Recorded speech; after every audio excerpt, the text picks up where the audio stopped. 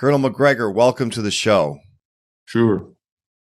I just want to start out by, and for everybody listening in their car, while they're jogging, at the gym, you can go to the show notes page as usual, and you'll find a map of Ukraine there.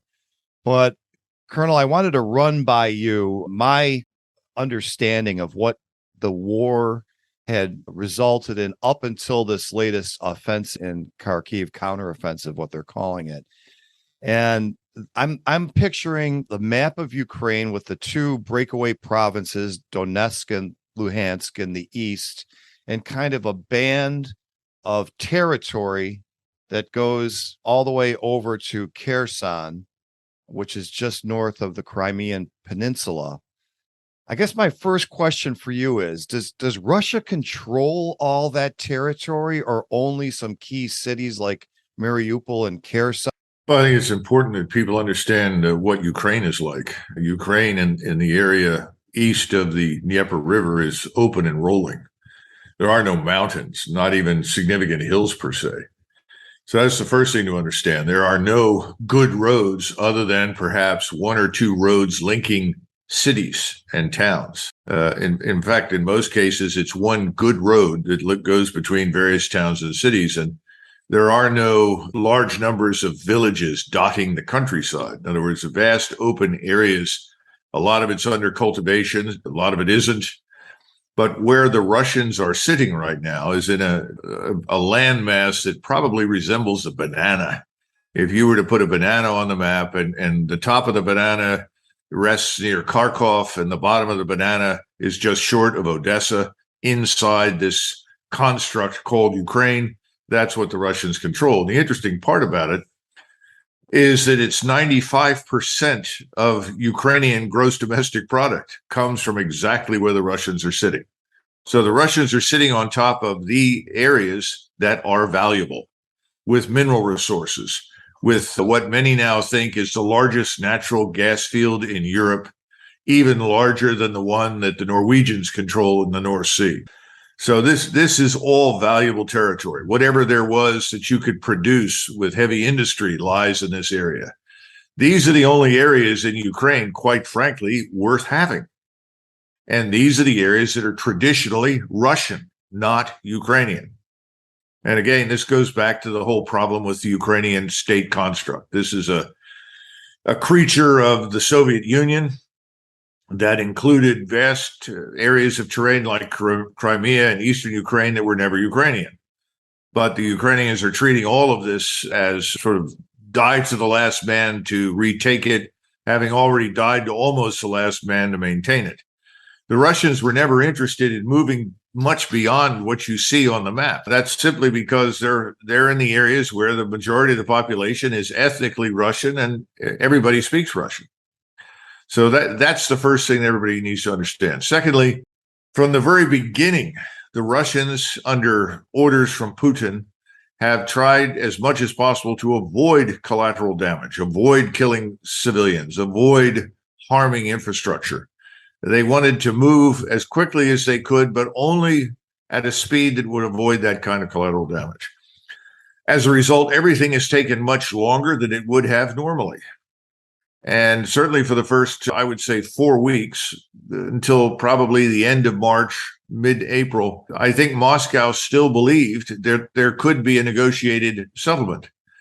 And what's changed since mid-April is the understanding in Moscow that there is no one interested in negotiating an end to the conflict. They can't find a negotiating partner anywhere, certainly not in Washington, which seems to be interested in dragging this out in perpetuity. Well, also no one for the moment in Europe. And so the Russians have settled into a very different form of warfare. They aren't taking heavy casualties, haven't taken heavy casualties for weeks. Their casualties are actually quite light, and they have moved most of their regular army forces back. And you have a lot of what we would call contract soldiers or mercenaries or allied forces or reservists at the front, backed by huge quantities of Russian rocket artillery and conventional artillery, as well as missiles that can be fired from the air, from the sea, Black Sea, and so forth, to defend the territory. And what we saw happen quite recently up in the northern portion of this, which represents 1% of the terrain currently controlled by the Russians, that is in and around Kharkov, is the Russians had placed a very light screen of paramilitary police with some paratroopers and some naval infantry in front of what we would call Kharkov and the area just south of it. And I surmise that no one's going to admit to it, I guess, in detail, but I surmise that our satellite-based intelligence showed the picture of essentially an empty area with only a very light screen and directed the Ukrainians to attack there, which they did. And the Russians decided, look, we've got other fish to fry down south that are much more important. So they withdrew, and the Ukrainians advanced against virtually no resistance. However, once they closed in on this town of Izium, they began to take enormous quantities of rocket, conventional artillery, and airstrikes, and took horrendous casualties as a result. Now, the Russians, in the meantime, had been defeating two major counteroffensives down in southern Ukraine, across from, you pointed out, Kherson, in that southern region.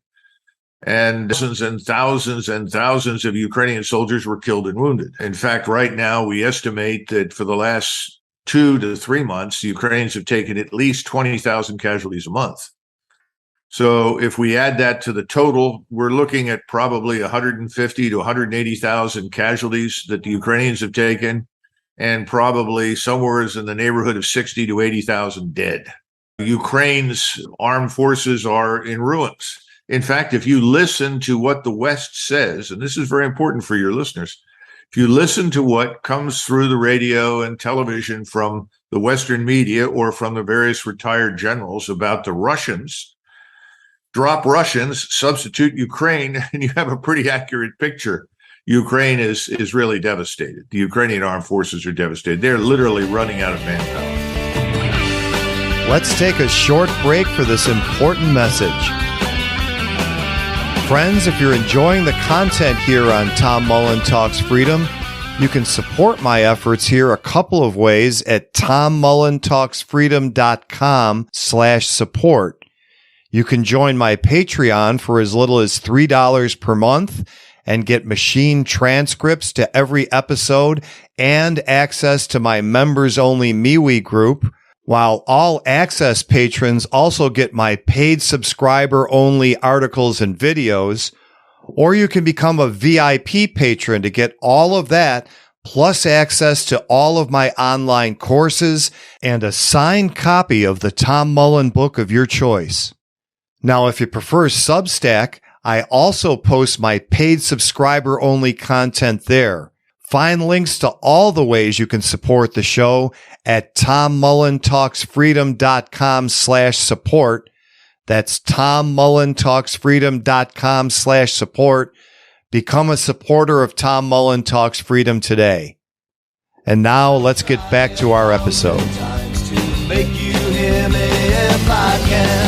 worry about tomorrow. I'll be waiting here if you should call. 'Cause if I had to say right now, I'd say I loved you after all. I'd say I loved you. There's so much there to unpack. The first thing I'll just point out, that was a great way to characterize it, the banana, because I was actually, when posing the question to you, I was trying to think of what's the shape here. It's kind of curved. And yeah, if you take a rough banana shape and put it, one end of it in the Luhansk Oblast, as they call it, and then just lay it over the southern portion of Ukraine, that's what I understood to be the Russian controlled territory. So the one thing Russian and U.S. sources and, the U.S. news sources have just been completely unreliable. And that's not to say that everything that comes out of the other side is reliable either, but everyone seems to agree something happened in Kharkov. But when you look at it in relation to the banana, it's somewhat north and east, and something that I'm not surprised to hear the Russians just really didn't defend very stalwartly. Is that correct? Well, there was no defense at all. It was just a screen line. There were no defenses per se. And large numbers were, as I pointed out, very light forces, including what we would call them SWAT teams, paramilitary police, this sort of thing. And I think The Russians have always tried to run what I would call a limited campaign. In other words, minimize the numbers of forces that you need and use them, but use them carefully, and minimize the casualties that you would otherwise take by avoiding direct frontal assaults, maneuver, and maximize the use of firepower. And that's what's been going on for the last 6+ months. So I think people are confused because they say, well, look, why did they just let that go? Well, first of all, none of the territory that I talked about before that has 95% of Ukraine's mineral resources, oil, gas, agricultural output, and so forth, none of that is in the vicinity of Kharkov. The reason the Russians will eventually regain control of Kharkov is very simple. Historically, it's a Russian city, not a Ukrainian city, a Russian-speaking city. It always was. The same thing is true for Odessa. Odessa is a Russian city. It was a Russian-speaking city. It always was. Historic Ukraine is much further north and borders on the Dnieper River Valley and a little bit to the east of the Dnieper in the north, up where Kiev is. That's historic Ukraine. So the areas that we're talking about for probably 800 years, 500, 800 years, something like that, were under Mongol Tartar domination. And the Tartar Khanate in Crimea was a tributary state of the Sultan of Turkey. The Russians eventually overwhelmed and threw the Tartars out, largely because the Tartars spent most of their time stealing slaves. In other words, they'd come up and captured large numbers of Slavic children in Russia and Ukraine, and then resell them in the slave markets of Constantinople, or what we call Istanbul. That ended in 1776, and since 1776, Russia has controlled those areas. And those areas had no large cities or towns or anything in them. Everything that is there now was built under the Tsars after the Mongol Tartar forces and Ottoman forces were driven out. So what we see now, I think, is a change in strategy. The Russians have said, well, fine. You refuse to negotiate with us. You refuse to terminate this war. Fine, we'll let it run. Russia is not being harmed by sanctions. The Russian economy is actually flourishing largely because it has everything that everyone in the world needs. And most of this is being sold off to China and other states that are not part of Europe and North America. So if you walk away from Europe and North America, the rest of the world is doing business with Russia. What Russia wants to do, along with China, India, and many other countries, is set up a parallel financial system. That, in other words, they want to de-dollarize, stop using the dollar. That's a tougher thing to do because those institutions will not spring up overnight. It'll take them several years, but it's underway. And at least on a small scale, and I shouldn't say small because China and India are enormous economies, they're now doing business with the Russians in their own currency. They're not using dollars. And we also have seen that the Saudis and the Emirates are willing to do business with the Russians in their currency as opposed to dollars. Remember, the petrodollar is very important to our global financial dominance. So those are all bad trends, but the trends on that side will take longer to work. Right now in Europe, the situation is very grim. I don't know how much Americans are hearing about what's going on in Germany and France and in the Czech Republic and various countries in Europe, but they've had demonstrations involving hundreds of thousands of people all over the continent demanding an end to support for Ukraine in this war. And we haven't even gotten into the winter yet. And we just had our first snowfall in southern Poland. And people are anticipating a cold winter. There are individuals in the West saying, oh, well, that's all right. We'll get our energy from Africa. Well, good luck with that. I don't think you're going to see the energy that Russia provides supplanted by very much energy from the Middle East or Africa anytime soon. So I think we're in for an extremely rough winter. The Germans have already instructed police to prepare plans to deal with unrest over the winter. You have people that are rationing not only energy, they're also going into stores with empty shelves because they're dependent on everything from cooking oil to wheat and other things that come from Russia and White Russia. And those countries aren't shipping anything to the West. So I think the Russians can afford to wait right now and take things very slowly as things worsen in Europe. And in the meantime, I think their strategy is to invite the Ukrainian forces, what are left of them, to impale themselves on Russian defenses of the territory that they control. So they are literally bleeding Ukraine white. And this is a kind of interesting development because that's to some extent what happened during World War II.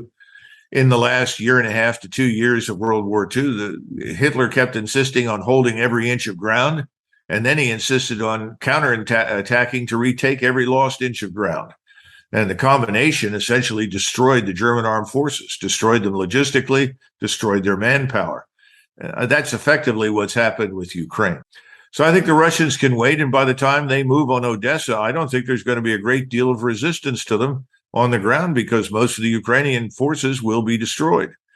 They'll take Odessa. That turns the rump Ukraine into a landlocked country. And then eventually they'll turn their attention back north again and recapture Kharkov.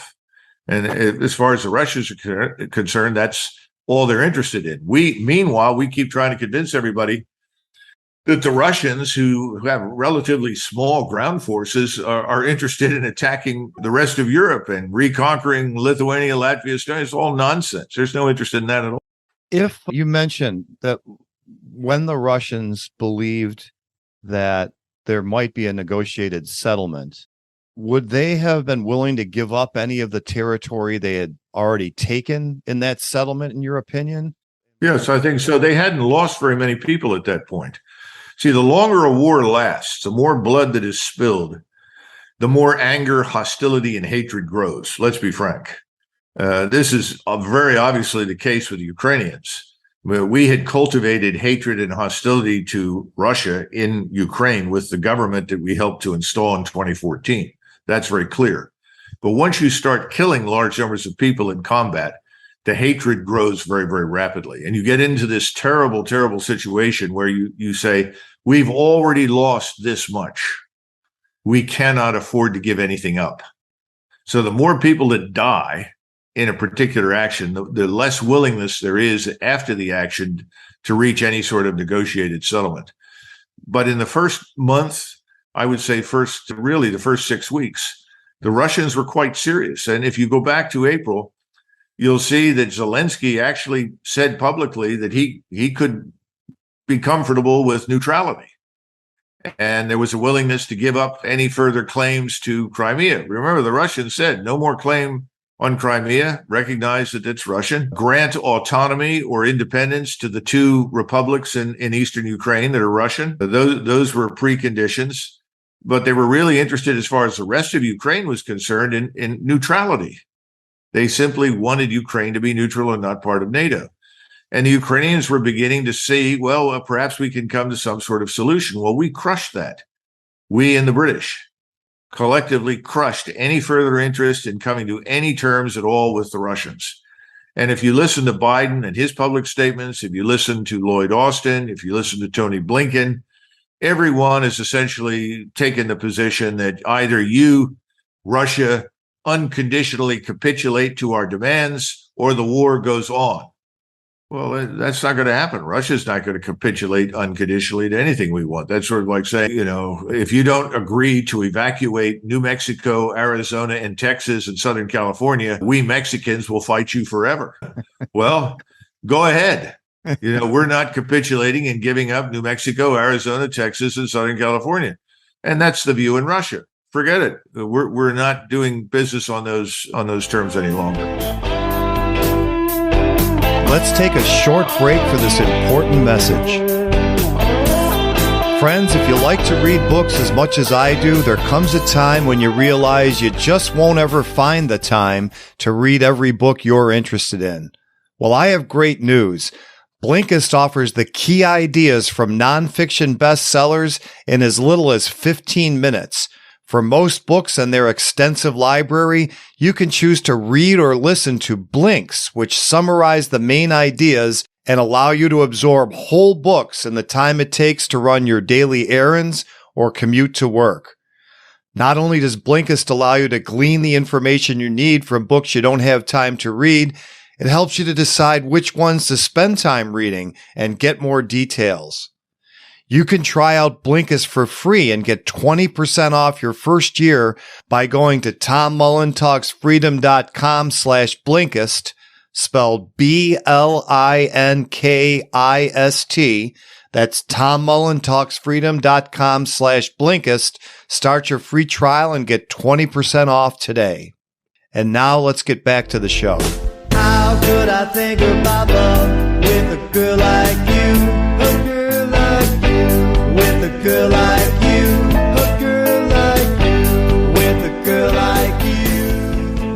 I've read in some places, alternative media, so to speak, that the Russians have configured their manufacturing base that they can pretty much wage this war, replacing the munitions and other armaments in real time, so to speak, so that they're not depleting a stockpile that would take time to replenish. Whereas on the other side, all these weapons that the U.S. and the rest of NATO are sending in are coming out of stockpiles that they can't replenish in real time.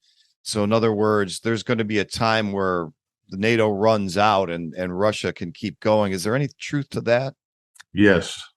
In fact, I would argue that our own war stocks are dangerously low now. We've cleaned them out effectively in terms of munitions, as well as many of the equipment sets that we've been delivering. Yeah, we are in a difficult position now, and you have an even more fragile condition in Europe. Remember, the Europeans have effectively made themselves military dependencies of the greater United States empire. So they don't have much to begin with. And what they've shipped, they can't replace. Now, this is being seen as a great windfall profit for American military industrial congressional complex. Everybody sees this as a great opportunity to make lots of money. Not only will the Pentagon have to replace most of this equipment with stuff that we build, so will the Europeans. And if you look carefully at Poland, and I think Germany less so now, certainly Slovakia, the Baltic states, Romania, they're starting to make deals with the United States to replenish their stocks, to re-outfit their armed forces with U.S. equipment. That, of course, is manna from heaven to Congress that grows fat and wealthy as a result of these income transfers, because what you have is this shell game. We send equipment to Ukraine. Congress does not send very much cash there directly. It sends equipment, though. And we pay for the advisors. So the advisors go there, and whatever advisor means at this point, advisory teams. And the Ukrainians get the advisors and they get the equipment. They don't get much cash. The cash then goes to the Pentagon. And from the Pentagon, the cash then goes to U.S. defense industries, from which then come these enormous donations that show up in political action committees for people in the House and the Senate. That's how someone like our friend Lynn Cheney went from being worth $7 million when she entered office to being worth $46 million when she left. So, yeah, in my own career, I know sales are great, but you do have to fulfill. You have to deliver the products sooner or later. Is even with all this money being funneled to the defense contractors, how long can they go on supplying the products before it's going to be, well, we got a 6-week wait now. We have a 2-month wait. I don't think they care. I mean, why would you care? As long as you've got a contract and money coming in, it doesn't make any difference. But I think there is a sense right now in the industry that they better get all that they can get now, because there won't be much available in the future. Now, this moves into different territory. We've been talking about, the minimal impact of our sanctions on Russia and the devastating impact of our sanctions against Russia on Europe, and the foolish European governments that have signed on for this stupidity, who are now in jeopardy of being replaced.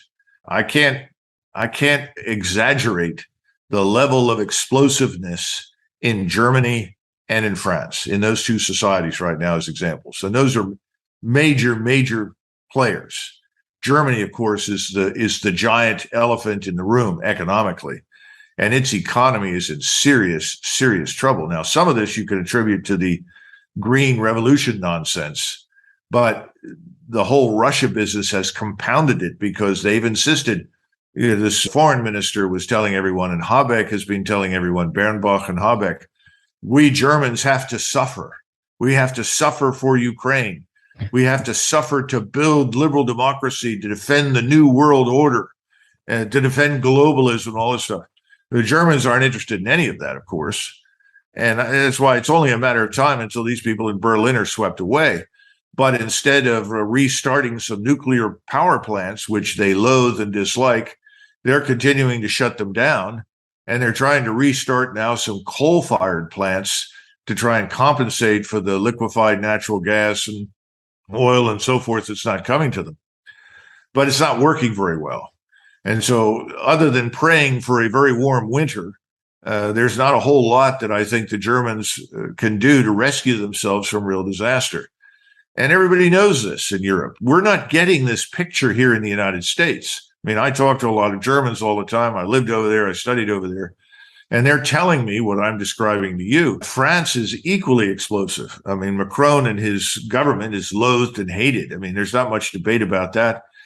And you also have to, in the background, you have to throw in the refugee problem. I'm not talking just about Ukrainian refugees. I'm talking about these millions of Muslims that have come out of the Middle East and North Africa and other parts of the world. And that's a huge problem regarding criminality and these other matters. So you've seen, for instance, a change in government already in Sweden. For the first time, you have a right of center government in Sweden in decades. And the woman who was there, who is the sort of globalist supreme, has been booted out. You have a similar situation emerging in Italy with a right of center party coming to power. Now, save these countries from disaster? I don't really think so. I think there are all sorts of reasons why we're all in the West in trouble.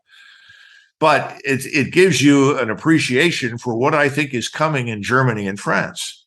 And when those turnovers occur, the predisposition, well, we want to make sure we have good relations with Washington. We have to stick with Washington. But eventually it will be, my God, if we stick with Washington, we're all going to go under. So that's got to end. That's why I refer to most of the people that are going to come to power in Europe, and I think in the near future in the United States, as belonging to the Kerensky class.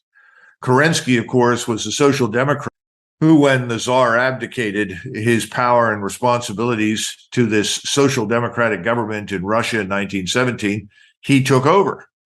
And he did many good things, but he forgot two things. What were the two things that were most important? Number one, end the war. End it. Get out of it.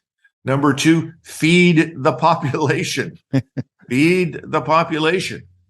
He didn't do it. He said, no, I have to stay in the war so that I'll continue to receive aid from the French and the British. Well, that was ridiculous. The aid wasn't worth it. And of course, our friend Lenin understood that very well. So Kerensky lasted 8 months, and then you got Lenin. And Lenin made the famous comment. He said, every society is 3 meals away from chaos. Well, that's Europe, and that's the United States. When every government's principal responsibilities are what? Shelter the population, protect the population, feed the population, secure the population. Those are the things that we expect governments to do. If you don't do those things, you're finished, you're out. And Putin, I think, and his advisors have wisely concluded, well, if they don't want peace and they refuse to negotiate an end to this insanity in Ukraine, which has done terrible damage to Ukraine as well and cost them tens of thousands of lives, driven 10 million people out of the country, well, then the hell with them. We'll sit here and we'll let this drag on because we're in good shape. We have all the food, all the energy that we need. We have the finished products that we can get elsewhere from other sources other than Europe and the United States. And one of the things you mentioned, and it's might sound at first off the subject, but it's not. A few years ago, before the COVID pandemic and all connected to that, we were being told that quote unquote renewable energy was just on the cusp of being able to replace either a large part or all of fossil fuels. And the way they used to get to renewable energy being anything more than a rounding error was to slide natural gas in there as renewable.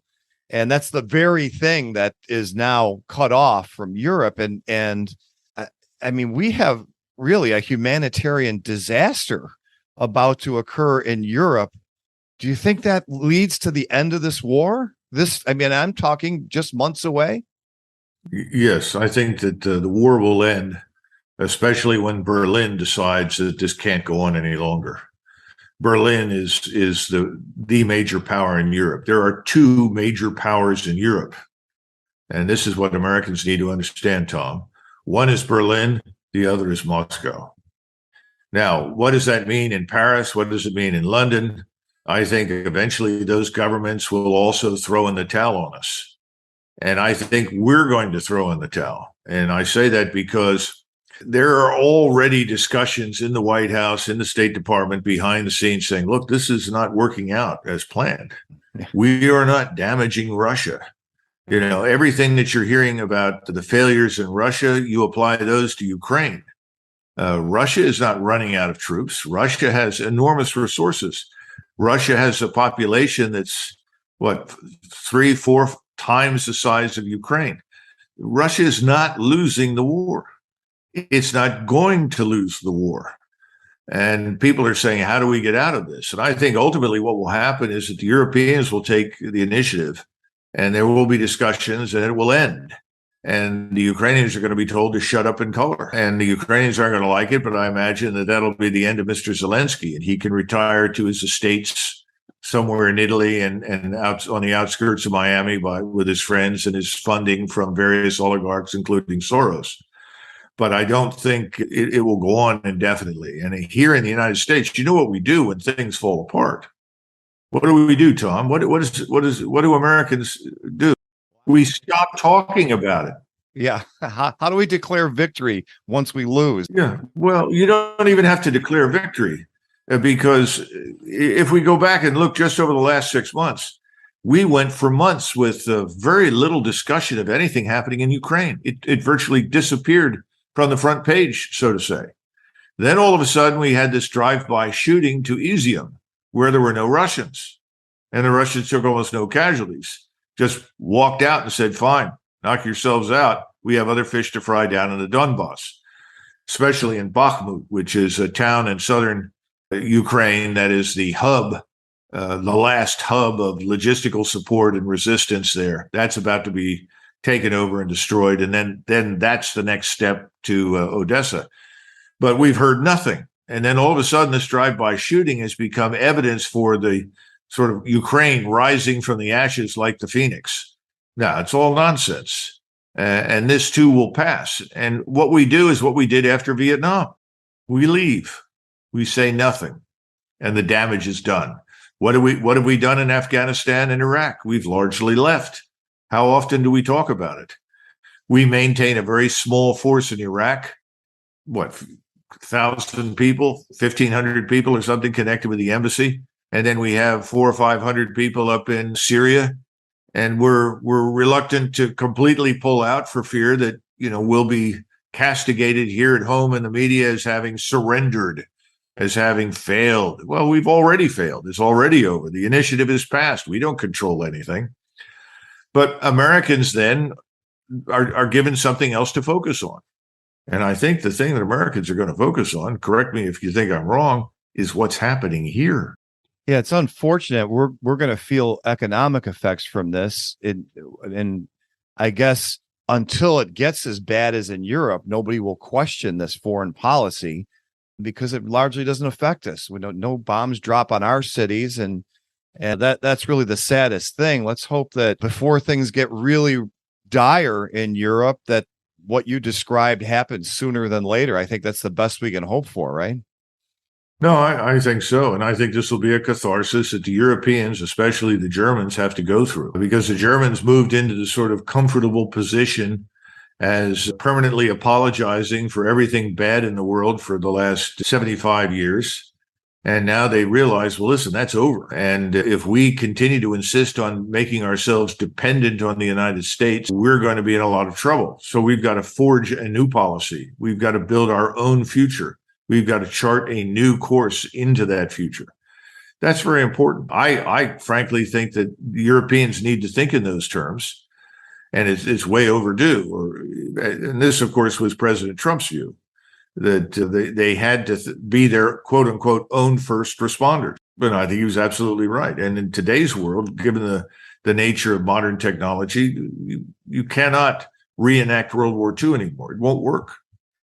Listen, I know your time is valuable. I have one more question for you on the political landscape. If Trump were to get back in your experience with Trump's first administration, how different was the foreign policy? Obviously, there was a foot off the gas pedal approach as far as all these regime changes and not just active wars, but coups and what was going on in Libya and so many other countries in the Middle East. Would we expect more than just foot off the gas and a substantive change if there were a second Trump administration?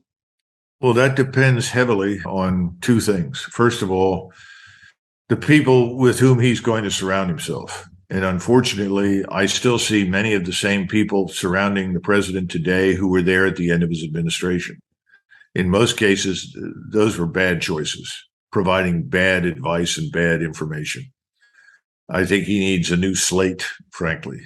People who are really committed to the America First agenda and its supporting pillars. The second thing is we don't know what's going to happen in this midterm election. Everyone is assuming that the Republicans are going to sweep the House and the Senate. My question is, well, let's assume that happens. Who are all these Republicans that are going to support the president? Show me their names. Well, we know some of them. But based on my own experience, the majority of the Republicans were deeply rooted in the swamp along with their Democratic colleagues.